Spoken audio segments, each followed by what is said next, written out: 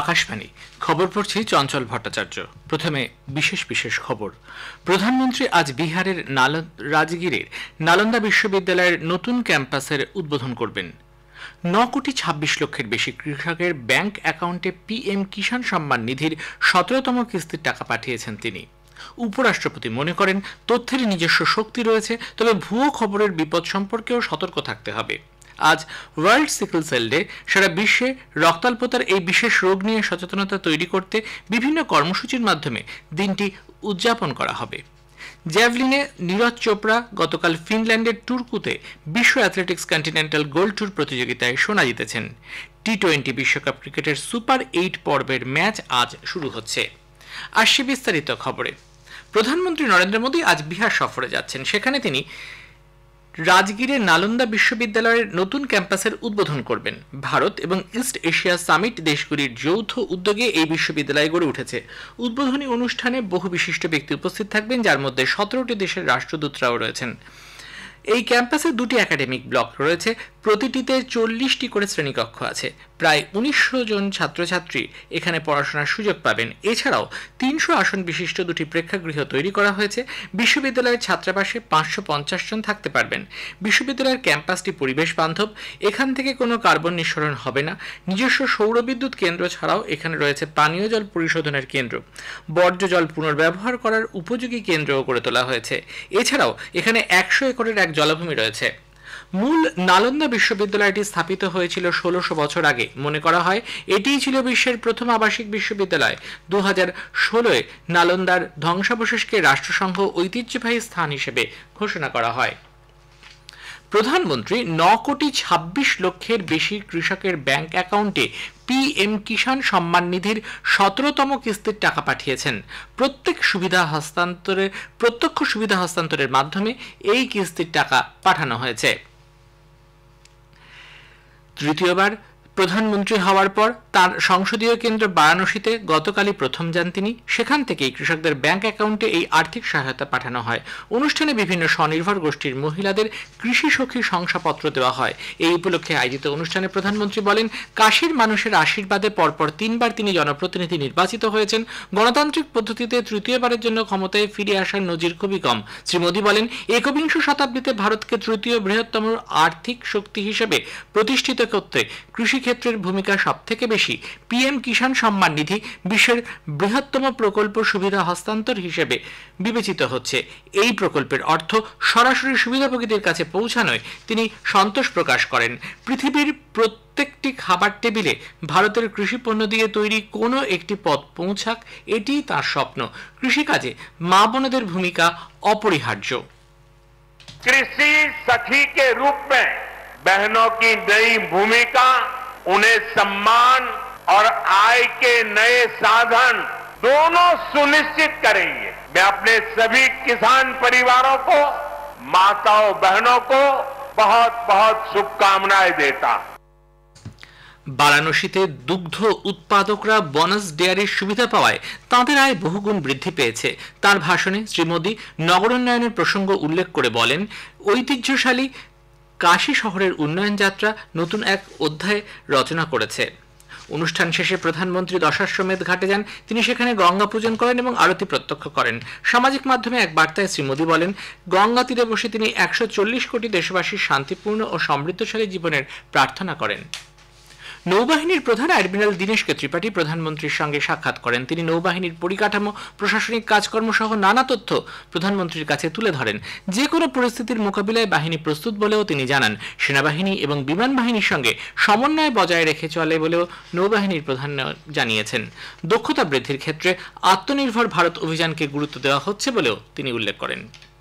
উপরাষ্ট্রপতি জগদীপ ধনখড় মনে করেন, তথ্যের নিজস্ব শক্তি রয়েছে, তবে ভুয়ো খবরের বিপদ সম্পর্কে তিনি বলেন, এই ধরনের খবর দারুণ সমস্যার কারণ হয়ে উঠতে পারে। ইন্ডিয়ান ইনফরমেশন সার্ভিসের 2022 এবং 2023-এর প্রশিক্ষণরত আধিকারিকদের উদ্দেশ্যে তিনি বলেন, তথ্য পরিবেশনকারী হিসেবে এইসব আধিকারিককে জনগণের আস্থা অর্জন করতে হবে। তাদের নাগরিক এবং জনপ্রতিনিধিদের মধ্যে সেতুবন্ধের দায়িত্ব পালন করতে হবে।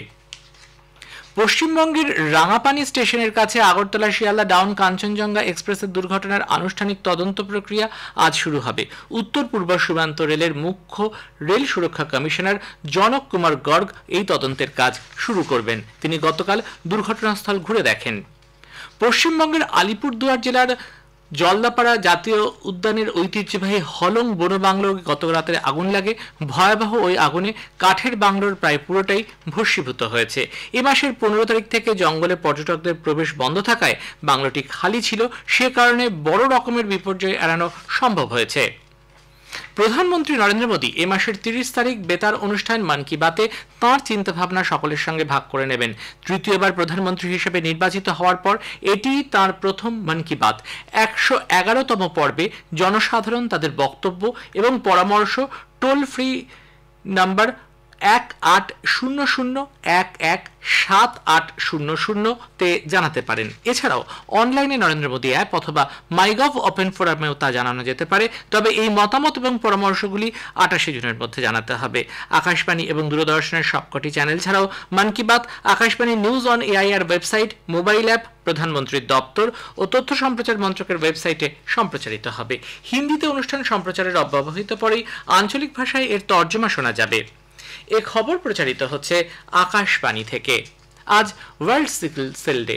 সারা বিশ্বে রক্তাল্পতার এই বিশেষ রোগ নিয়ে সচেতনতা তৈরি করতে বিভিন্ন কর্মসূচির মাধ্যমে দিনটি উদযাপন করা হচ্ছে। এবছরের theme hope through progress, advancing global sickle cell care and treatment, অর্থাৎ বিশ্বব্যাপী সিকল সেল অ্যানিমিয়ার চিকিৎসা ও পরিচর্যায় আশাব্যঞ্জক অগ্রগতি। উপরাষ্ট্রপতি জগদীপ ধনখড় মধ্যপ্রদেশের দিনদরিতে এই উপলক্ষে আয়োজিত এক অনুষ্ঠানে যোগ দেবেন। প্রধানমন্ত্রী গত বছর ওই রাজ্যের শাহদোলে 2047 সালের মধ্যে দেশ থেকে সিকল সেল দূরীকরণের জাতীয় কর্মসূচির সূচনা করেন। প্রধানমন্ত্রী গতকাল উষ্ট্রাসনের এক ভিডিও ক্লিপ প্রকাশ করেছেন। এক্স হ্যান্ডেলে তিনি বলেন, এই আসন শরীরের পেছনের ও গলার পেশিকে মজবুত করে রক্ত সঞ্চালন ও দৃষ্টিশক্তির উন্নতি ঘটায়। আগামী 21 জুন 10ম আন্তর্জাতিক যোগ দিবস। শ্রীনগরে যোগ দিবসের মূল অনুষ্ঠানে অংশ নেবেন প্রধানমন্ত্রী। এবছর আন্তর্জাতিক যোগ দিবসের মূল ভাবনা নিজের ও সমাজের জন্য যোগ। কেন্দ্রীয় আয়ুষ মন্ত্রী প্রতাপ রাও যাদব গতকাল নতুন দিল্লিতে সংবাদ মাধ্যমকে বলেন, ব্যক্তি ও সমাজের কল্যাণে যোগের যৌথ ভূমিকা রয়েছে। এবারের আন্তর্জাতিক যোগ দিবসে এই বিষয়টিতেই গুরুত্ব দেওয়া হয়েছে। অষ্টাদশ মুম্বাই আন্তর্জাতিক চলচ্চিত্র উৎসবে ন্যাশনাল ফিল্ম ডেভেলপমেন্ট কর্পোরেশন এবং ন্যাশনাল ফিল্ম আর্কাইভ অফ ইন্ডিয়ার সংগ্রহে থাকা বেশ কয়েকটি স্বল্পদৈর্ঘ্য অ্যানিমেশন এবং তথ্যচিত্র দেখানো হচ্ছে। ভারতীয় ঐতিহ্যশালী এবং সমৃদ্ধ সিনেমাগুলি ন্যাশনাল ফিল্ম হেরিটেজ মিশনের উদ্যোগে ডিজিটাল পদ্ধতিতে পুনরুদ্ধার করা হচ্ছে।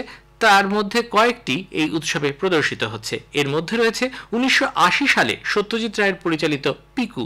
সত্যজিতের ছোট গল্প পিকুর ডায়েরিকে চলচ্চিত্রায়ন করা হয়। ছোট্ট পিকুর দৈনন্দিন জীবনের একাধিক ঘটনা 26 মিনিটের এই সিনেমার মাধ্যমে তুলে ধরা হয়েছে। এখানে পিকুর বাবা মার সম্পর্কে টানাপোড়েন সরলমতি পিকুর নিজের ভাষায় ফুটিয়ে তোলা হয়। ঋত্বিক ঘটকের ফিয়ার স্বল্পদৈর্ঘ্যের চলচ্চিত্রটি খুব একটি প্রদর্শিত হয়নি। 16 মিনিটের এই হিন্দি ছবিটির বিষয় ছিল পারমাণবিক বোমা হামলায় আতঙ্কিত এক শহর। Film and television institute of ইন্ডিয়ার ছাত্রছাত্রীরা এই ছবিটিতে অভিনয় করেন। তীব্র তাপপ্রবাহে জর্জরিত উত্তরপ্রদেশের স্বাভাবিক জনজীবন বিপর্যস্ত। এবারের গরম আগের সমস্ত রেকর্ড ছাড়িয়ে গেছে। রাতেও অসহ্য গরম থেকে নিস্তার নেই। আবহাওয়া সূত্রে জানা গেছে, প্রয়াগরাজ্যে সোমবার ছিল দেশের উষ্ণতম শহর। তাপমাত্রা পৌঁছায় 47.6 ডিগ্রি সেলসিয়াসে। পশ্চিমবঙ্গেও অসহ্য ঘর্মাক্ত গরমে মানুষজন নাজেহাল। উত্তর পূর্ব ভারত এবং উত্তরবঙ্গের জেলাগুলিতে একটানা বৃষ্টি চললেও দক্ষিণবঙ্গে বর্ষার দেখা নেই। জ্যাভলিনে অলিম্পিক ও বিশ্ব চ্যাম্পিয়ন নীরজ চোপড়া গতকাল ফিনল্যান্ডের টুর্কুতে প্যাভোনুর্মি স্টেডিয়ামে বিশ্ব অ্যাথলেটিক্স কন্টিনেন্টাল গোল্ড টুর প্রতিযোগিতায় সোনা জিতেছেন। 8 জন প্রতিযোগীর মধ্যে চোপড়া 85.97 মিটার দূরত্বে বর্ষা ছুড়ে প্রথম স্থান অধিকার করেন। আর এবার টি-20 ক্রিকেট বিশ্বকাপের খবর।